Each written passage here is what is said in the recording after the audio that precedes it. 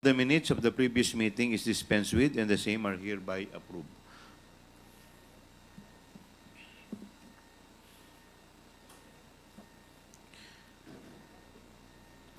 Matapos ang mga buwan ng masusing pagdinig at talakayan, marami na tayong natuklasan ng mga issue at gayon ay marami na rin po tayong nalaman ukol sa mga pangangailangan ng ating batas at regulasyon.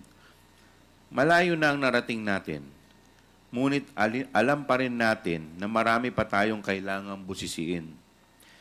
Isa sa mga pangunahing tungkulin ng Kongreso ay ang bumuo ng mga batas na tunay na maglilingkod sa ating bayan.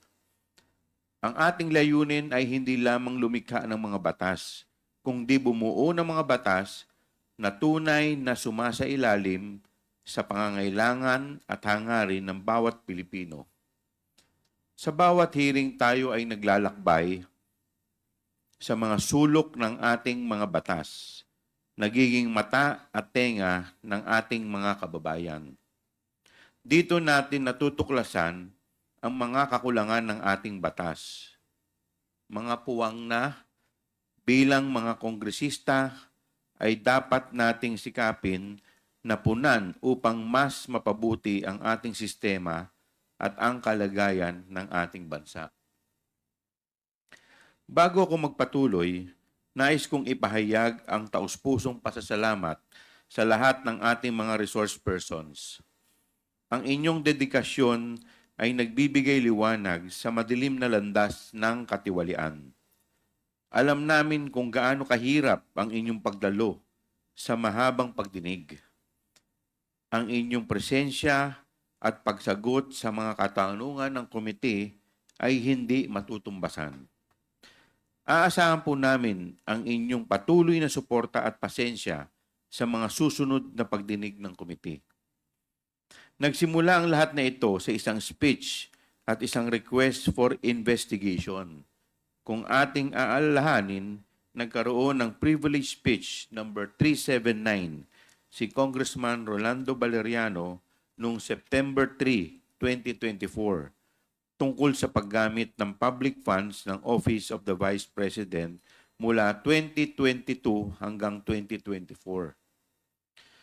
At ang motu proprio na investigasyon sa manifestation ni Congresswoman Jervil R. Luistro noong September 2, 2024. Patungkol sa iba't ibang issue na nakapaligid sa budget ng Department of Education or DepEd. Kasama na rito ang hindi matagumpay na pagpapadala ng mga computer units sa mga teacher, estudyante at mga paaralan. Kaya't unang sinimulan namin ang pagtingin sa regular funds ng pangalawang Pangulo sa parehong OVP at DepEd. Para sa OVP, tinignan natin ang mga marangyang satellite offices kung ating aalalahanin, nakakabahala na halos kalahati ng budget ng OVP para sa 2023 at 2024 ay napunta sa pagtatayo at pagpapanatili ng mga satellite offices nito sa buong bansa. Ang tanggapan ng Vice President Sara Duterte ay mayroon ding napakalaking budget na 2.3 billion noong taong 2023. At dahil sa mga hindi maipaliwanag na gastos, noong 2024 ay kinailangang bawasan ang budget ng kanyang opisina sa 733.2 million. Ngunit para sa taong 2025, muli siyang humiling na bigyan siya ng 2.37 billion pesos.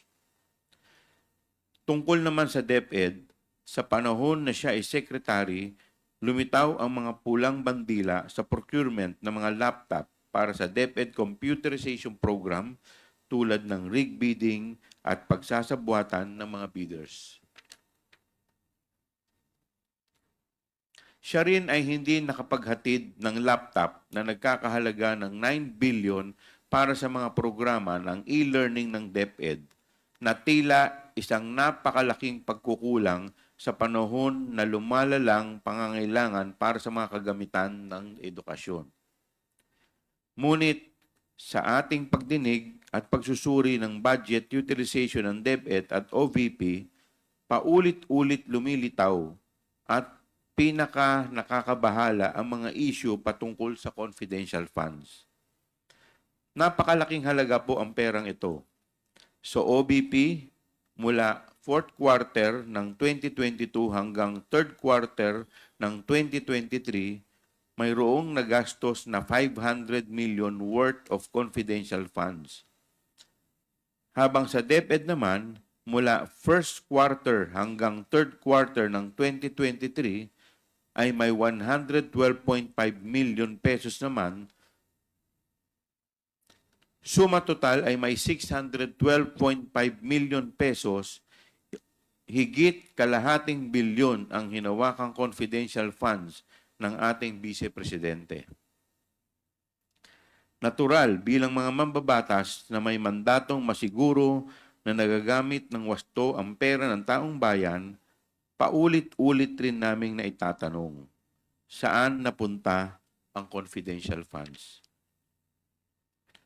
Sa ating pagsusuri, lumitaw ang mga sumusunod na kakulangan o gaps sa ating batas. Number 1, ang halaga ng Fidelity Bond para sa Special Disbursing Officers or SDO ay napakababa kumpara sa pondo na kanilang hawak. Tulad ni SDO Gina Acosta na may approved amount of bond na 8 million pesos pero ang kanyang amount of accountability ay 500 million pesos. Si SDO Edward Fajarda naman ay may approved amount of bond na 4 million pesos pero ang kanyang amount of accountability ay 50 million pesos. Pagpapatibay ng mga patakaran ng COA tungkol sa budget at mga technical resources. Pangatlo, pinaka nakakabahala rin ay tila walang maayos na sistema o paraan upang masiguro o ma-check o audit ng COA na nasa wasto ang paggasta ng mga confidential funds. At ikaapat, malinaw na mga alituntunin sa mga detalye na dapat isama sa physical and financial plan na dapat ding suriin ng mga ahensya ng pambansang gobyerno at hindi lamang sa Department of Budget and Management. Gayon din, ang kinakailangan ng pagsusumiti ng mas detalyadong ulat under oath ng mga accomplishment and liquidation reports kasabay na ang mga ebidensya ng accomplishment na ito. Sa terminong confidential ay tila ginagamit bilang isang panakip upang itago ang katotohanan mula sa atin. Para sa kaalaman ng lahat, ang confidential funds ay hindi discretionary allowance o funds ng isang ahensya. Hindi siya secret funds.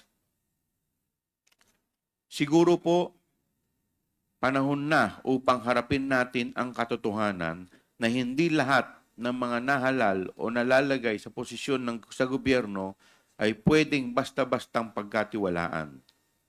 Kailangan pa rin ng safeguards, pati sa confidential funds, sapagkat hindi maiiwasan na may mga nagtatangkang gamitin ang pagka-confidential nito upang itago ang impormasyon at pag-aabuso sa tiwala ng taong bayan.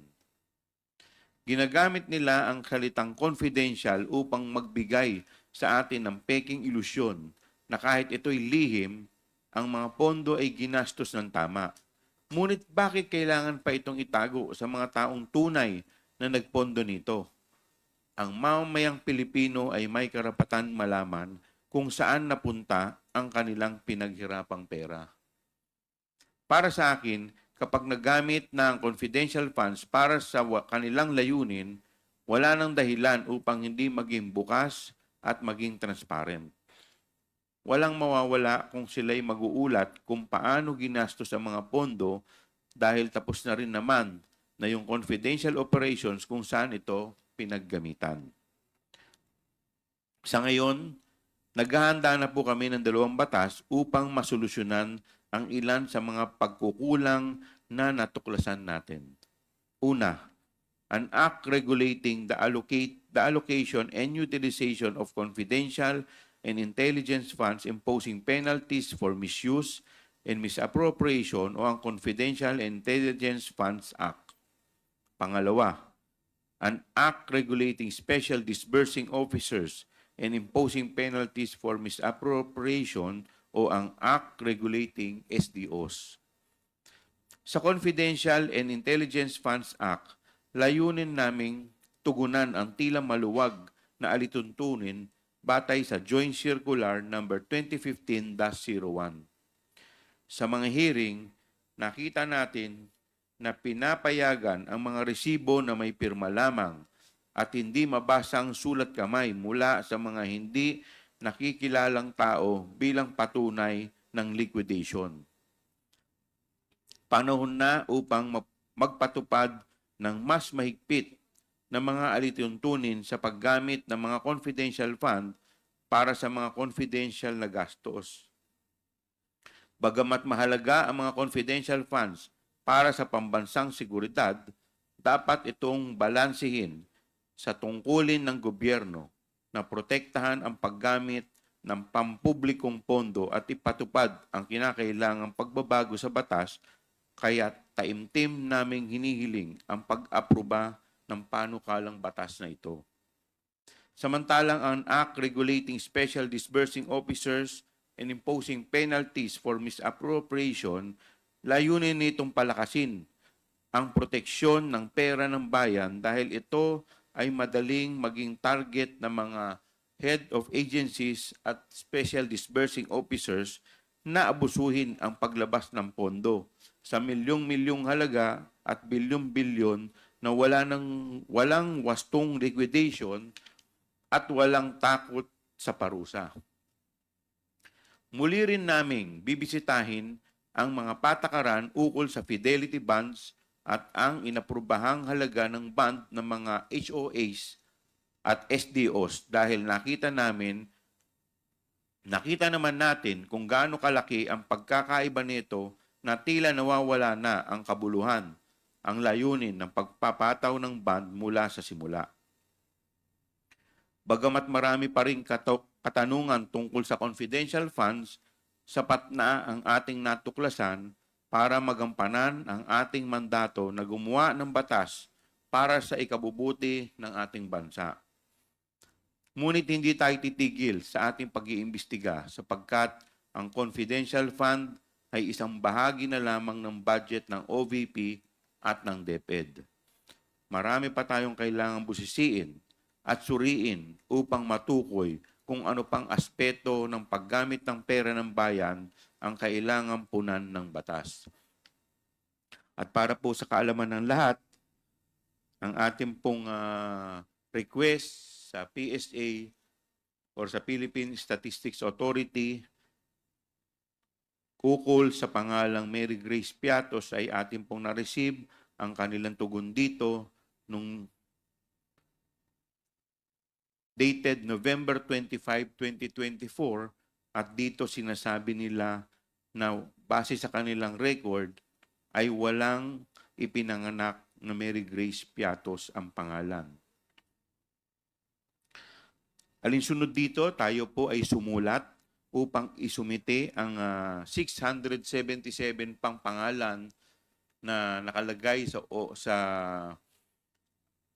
acknowledgement receipt ng DepEd kung saan tayo po ay binigyan ng tugon ng Philippine Statistics Office dated December 8, 2024, at dito kanila pong sinasabi na out of 677 individuals, 405 ay walang birth certificate o walang record sa birth certificate o pwede nating sabihin na non-existent.